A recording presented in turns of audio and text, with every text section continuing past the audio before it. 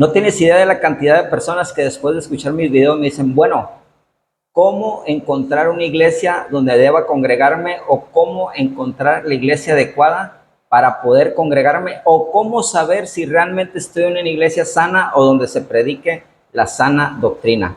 Y bueno, primero tenemos que entender lo principal, o tenemos que poner la primera base, el entender que no hay ni una sola iglesia perfecta. Todas, si le buscamos y nos ponemos a buscarle a todas las iglesias, algo le vamos a encontrar. Sin embargo, hay iglesias que tienen muy sana doctrina y que es donde deberíamos de estar a pesar de que no son perfectas. Y bueno, hoy te quiero hablar de 5 características que tiene una iglesia sana o una iglesia de sana doctrina. Y la característica número 1 es que tenga buena base doctrinal. Dice la palabra de Dios, segunda de Timoteo 1:13, con fe y amor en Cristo Jesús, sigue el ejemplo de la sana doctrina que de mí aprendiste. Sigue el ejemplo de la sana doctrina que de mí aprendiste. Tenemos que seguir el ejemplo.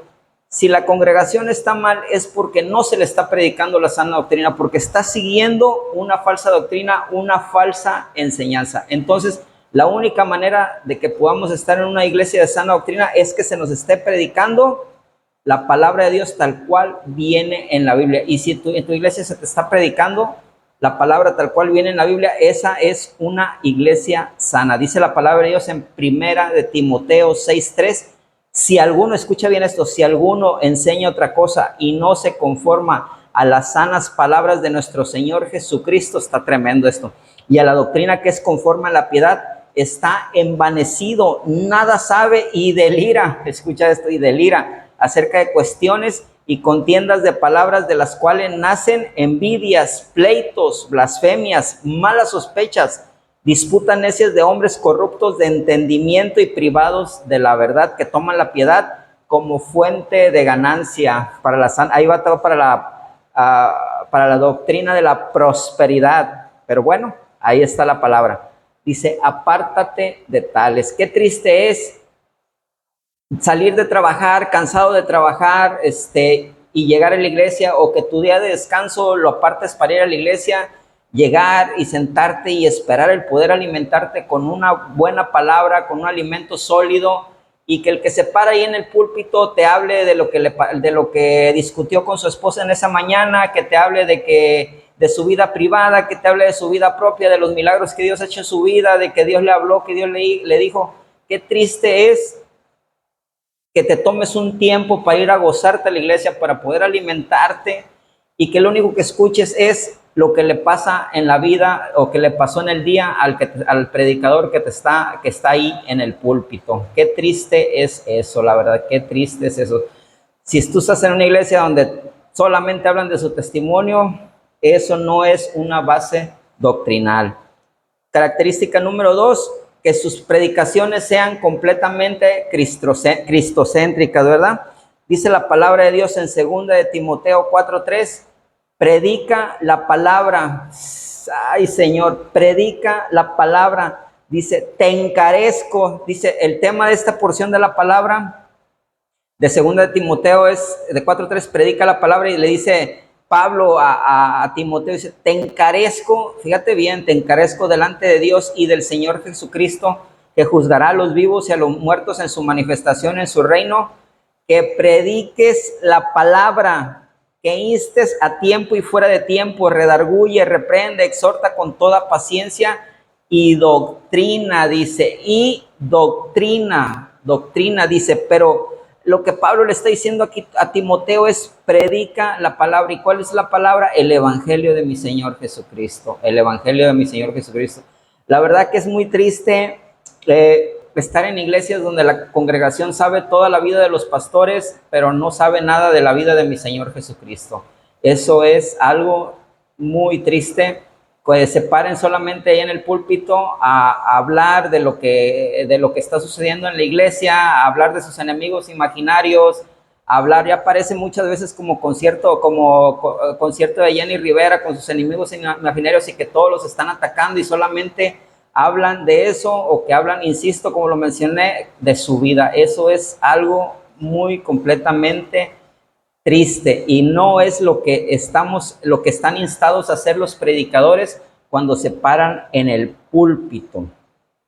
Predica la palabra, que es el evangelio de mi Señor Jesucristo. Eso es una predicación cristocéntrica. Característica 3, que hay amor fraternal entre los hermanos, dice Hebreos 13:1. El tema se llama deberes cristianos, así empieza esa porción de la palabra, y dice: permanezca el amor fraternal. O sea que debe haber una fraternidad ahí entre todos los hermanos. La iglesia de Jesucristo somos todos nosotros, y debemos de entender que todos somos diferentes, que actuamos, tenemos diferentes maneras de ser, de comportarnos, pero tenemos que amarnos, soportarnos y convivir con todos nuestros hermanos a pesar de cómo seamos, siempre y cuando obviamente haya ese respeto y no haya esa ofensa, o que ya se metan con tu dignidad, ¿verdad? Dice la palabra de Dios en 1 Corintios 1:10. ¿Está dividido Cristo? Dice, os ruego pues, hermanos, por el nombre de nuestro Señor Jesucristo, que habléis todos una misma cosa, y que no haya entre vosotros divisiones, sino que estéis perfectamente unidos en una misma mente y en un mismo parecer. Fíjate, esto está tremendo.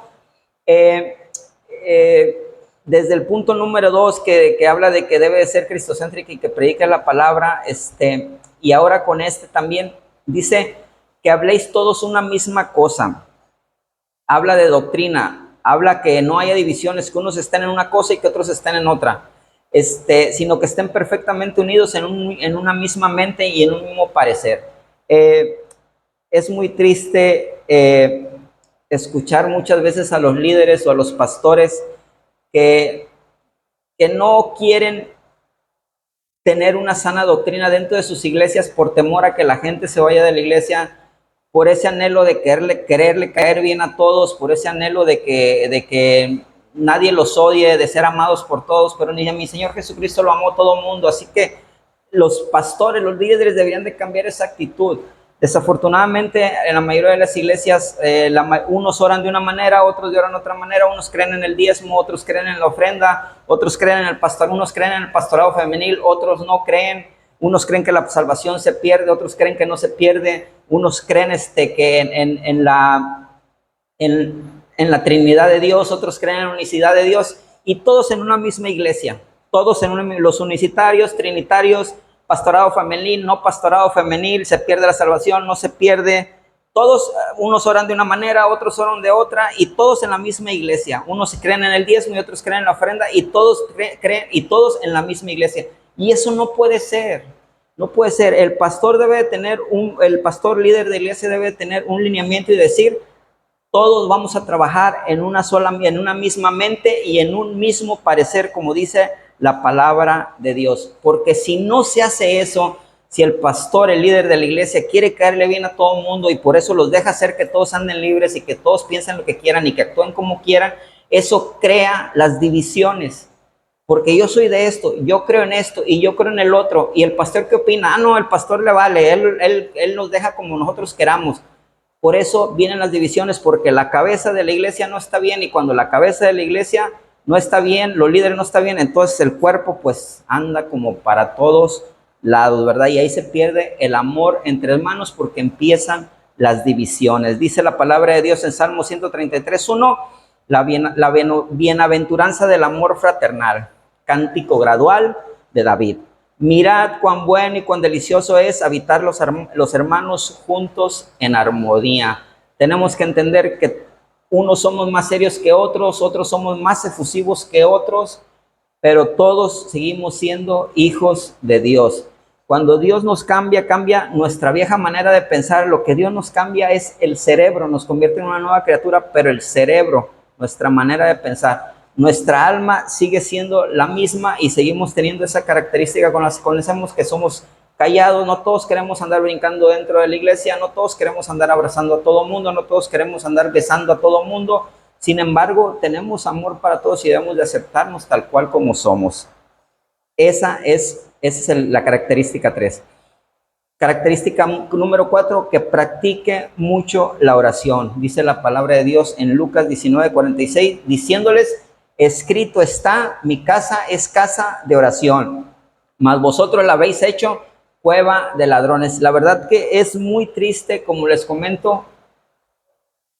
Sales cansado de trabajar, por ejemplo, cuando el servicio es entre semanas, sales bien cansado de trabajar, tuviste una larga jornada laboral y quieres alinearte al plan de Dios, a la voluntad, y dices, tengo que ir a la iglesia, voy a ir a la iglesia, y pues vas con ese anhelo de gozarte, de escuchar el alimento espiritual que fortalezca el espíritu para poder seguir adelante, y llegas y se le da un espacio largo a la alabanza, y desafortunadamente ya no son himnos ni son coritos, son alabanzas que se dedican a enaltecer más al hombre que a Dios.